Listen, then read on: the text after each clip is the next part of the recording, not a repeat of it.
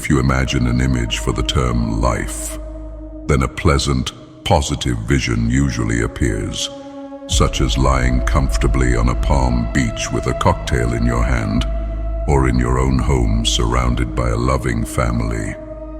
But these are only possible outcomes of overcoming hurdles, small islands of joy, and therefore already static.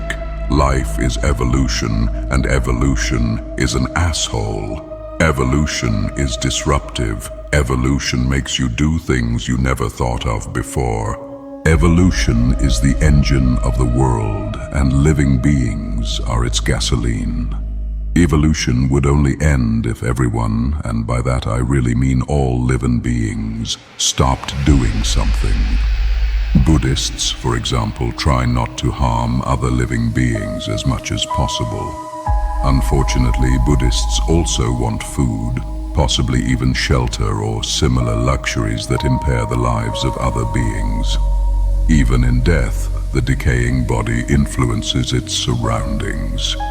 Evolution would therefore only stop when everything is deader than dead. Evolution and its philosophical mask, social Darwinism, are usually presented as evil par excellence, with only the most primitive behaviors being presented as typical of this subject. A more refined, civilized, mature interpretation does exist, but is not usually associated with evolution and social Darwinism.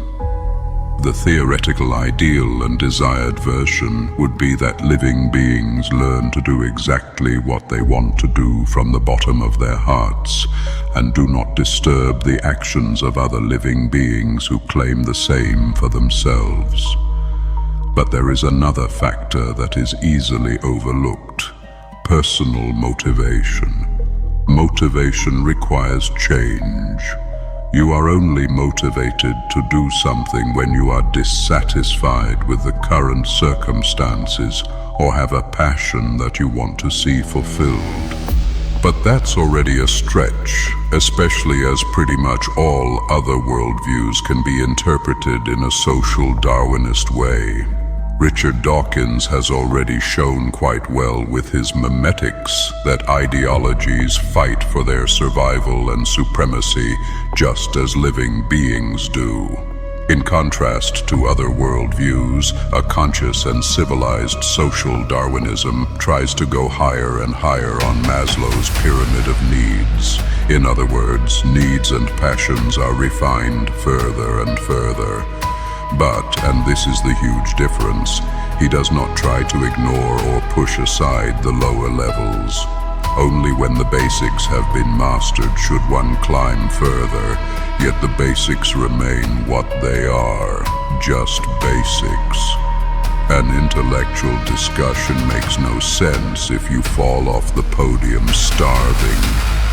You realize that something like this is only possible if the recognition of constant change, but also the desire for personal stability, are the most important constants. The world around us screams the song of the struggle for existence, but this existence also includes the desire for happiness, joy, beauty, health, friendship, love, and many other things.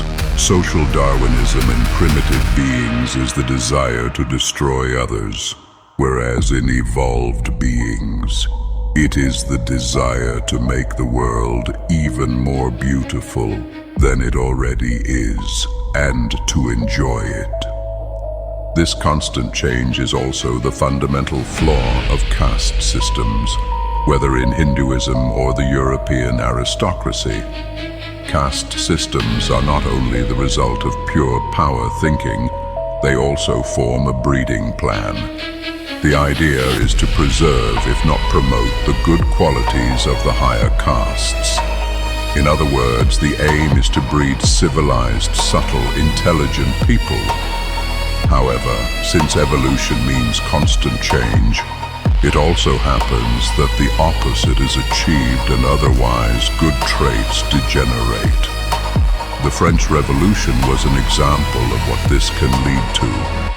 But it is also proof that the struggle for existence is not and must not be static.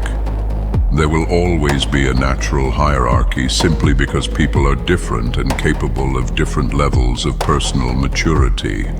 But to chisel this into stone is a big mistake. People change, families change, society changes. It is a law of nature. You can certainly suspend the struggle for existence for a long time, but then it strikes back even more violently. Hierarchies must be continuous and fluid. Natural development, unhindered by human obsessive thinking, would be the best guide here. We must find a way to find our happiness and our place in the flow of circumstances. The ancient Taoists have been saying this for thousands of years. Every artificial form of society becomes dangerous sooner or later because it has to be overcome. The change of the ages was, is, and will be. The golden age is constantly emerging and passing. With every step we follow our passions, with every hurdle we have to overcome, we grow. We increase our abilities through the battles we win, sometimes even through losing them. In the end, we surpass ourselves whether we want to or not.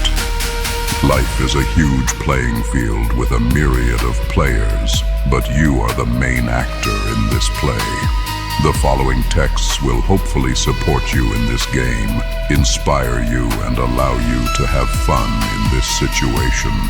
Grow, become will.